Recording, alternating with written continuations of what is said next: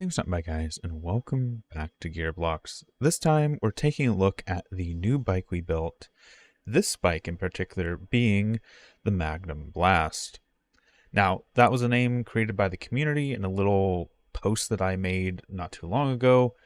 So, this bike is basically an attempt to take what we learned from our last bike, the Magnum Onyx, and apply it to be something significantly faster. In this case, a sports bike.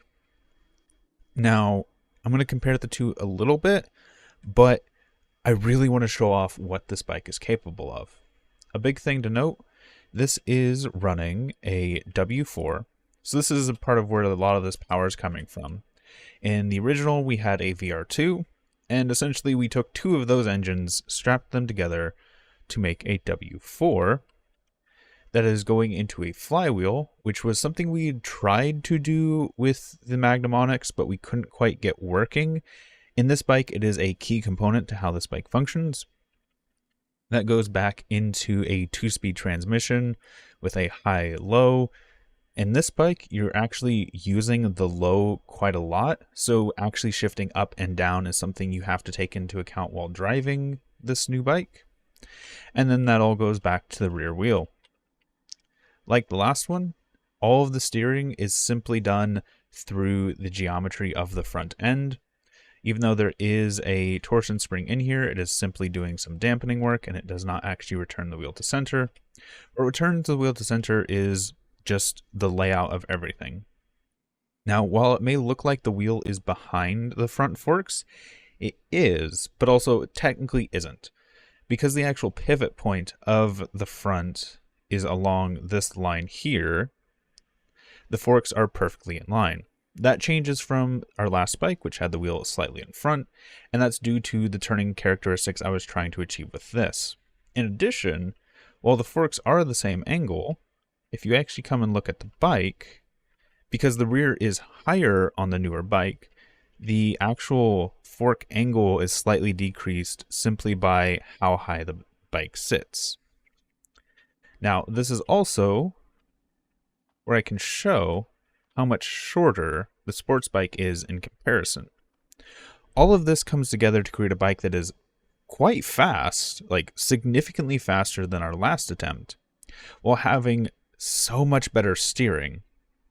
The only downside to this is the actual shifting part of the bike. You do have to do a lot more work with the engine RPM to get this to work at its peak efficiency, and honestly is something I'm still practicing with, so I'm going to try and give this bike the best show it can, but don't be surprised if I either underperform what the bike can do or push the bike too hard and do end up crashing, because now that I've kind of told you what the new improvements are of the bike, let's actually show you what it can do.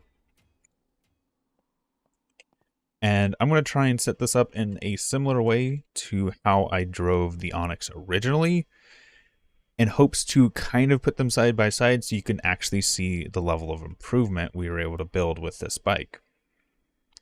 Now, controls are exactly the same. Holding G starts the engine. Pressing F will raise our kickstand.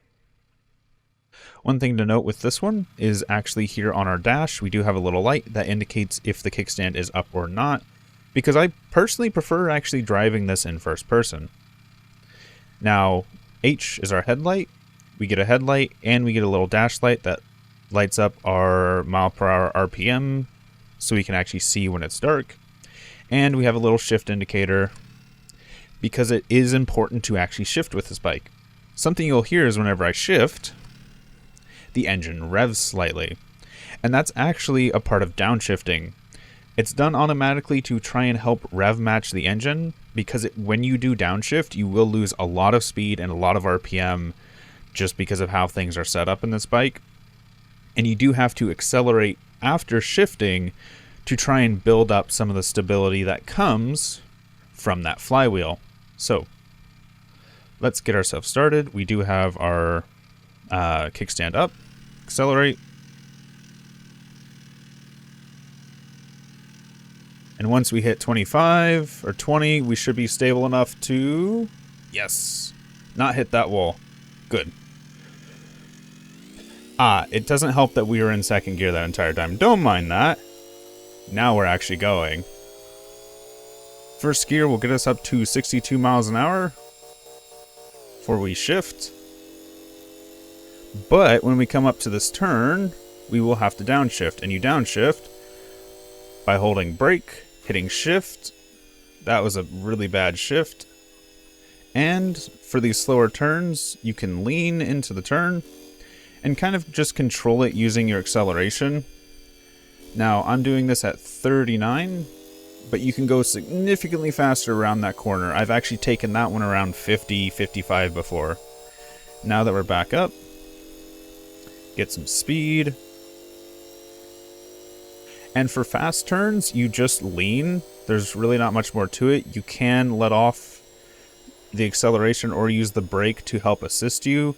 But for these sharp turns, you do have to downshift and maintain your engine RPM because you are losing a lot of balance from the wheels and gaining it with the actual flywheel from the engine.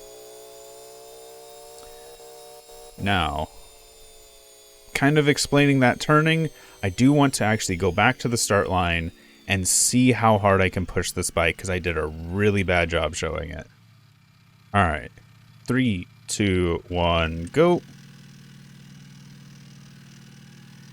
Now we're actually in the right gear.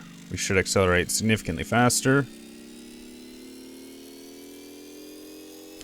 And I will say this, while I do have a straightaway to be able to speak and not have to focus too much on turning, this bike is up on the workshop and it does work entirely with the energy consumption turned on. It does have alternators, it does have batteries, it does have all those hookups dealt with.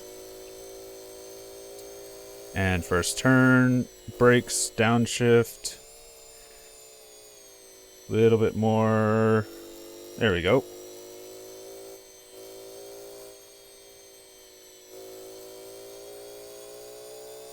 Now this bike can do some significant leaning.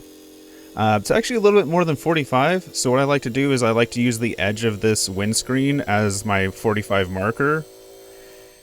It can go a little bit past that, but I know I'm safe until then. Past that, it's a little scary when you might actually scrape the ground. There we go.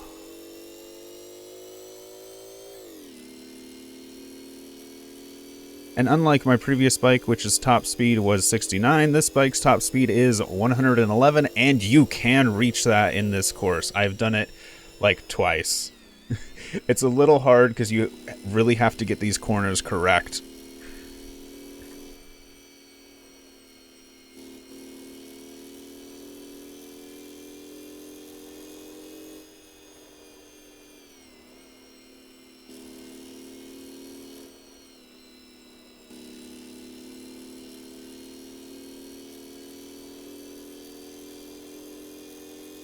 Okay. This is one of the tight corners that usually is only something I could complete at like 31 miles an hour. But with this bike, downshift.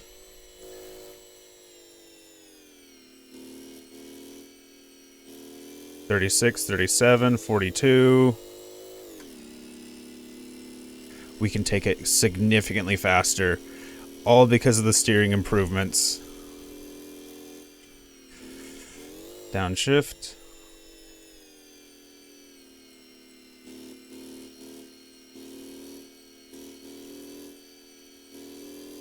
There we go.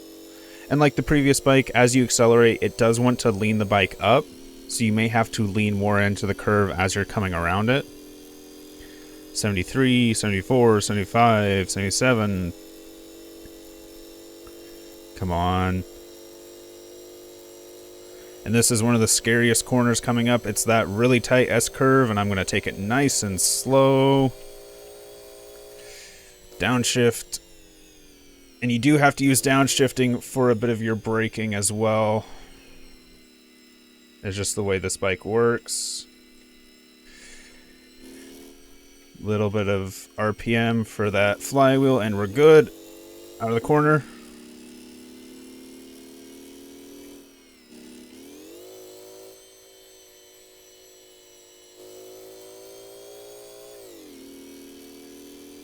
Oh, this bike just launches out of corners when you shift up.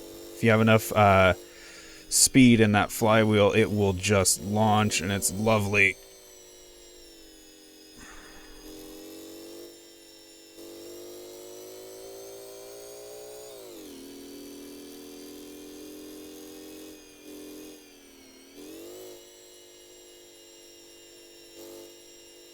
Oh, come on.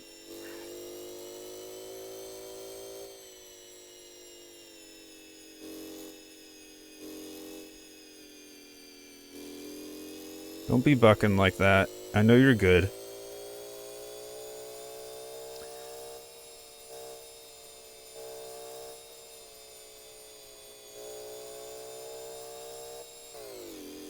See if we can hit the top speed here.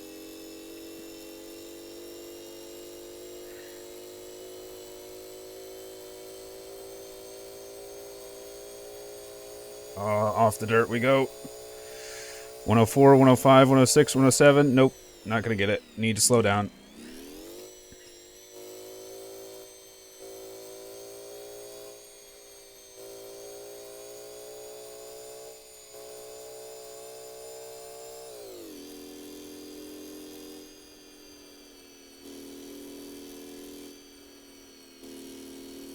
And this hill is extremely scary for a few reasons. One, because the physics does not like the stress it puts on suspension. And two, because it has a really tight corner afterwards, especially for the speeds we're going to hit. 92, 95, 96, 100, 103...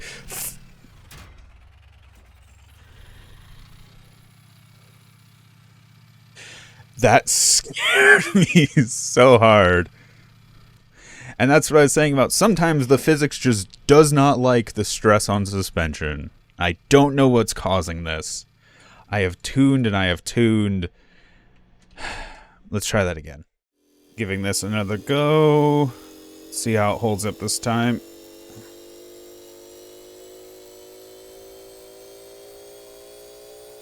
.101, 104, 105, a little bit of brake as we come out of it.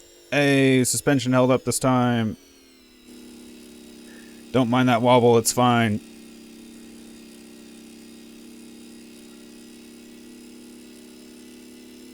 Normally we'd come up that hill at like 25 miles an hour. We were taking that hill at like 55 coming up it. Alright.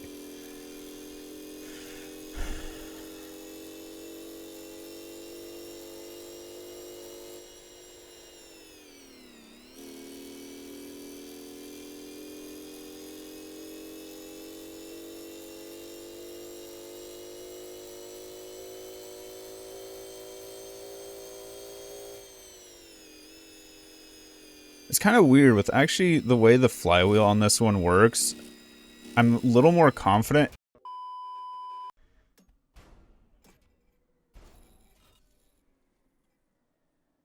One more time.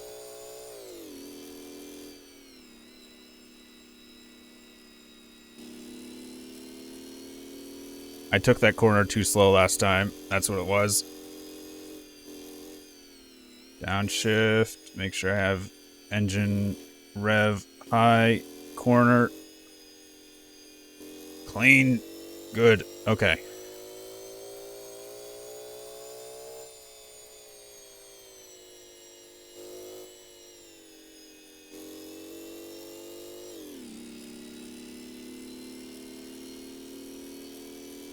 As much as I want to take this section at full speed, I also know I can't.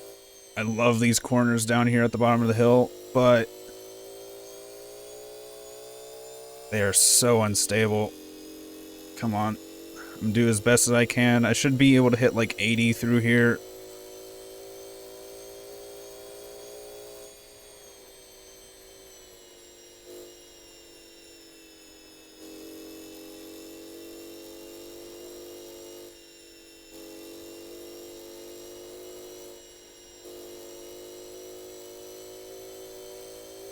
Come on.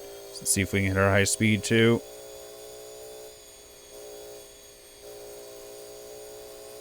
Can't even see the speedometer, and I'm paying too much attention to it.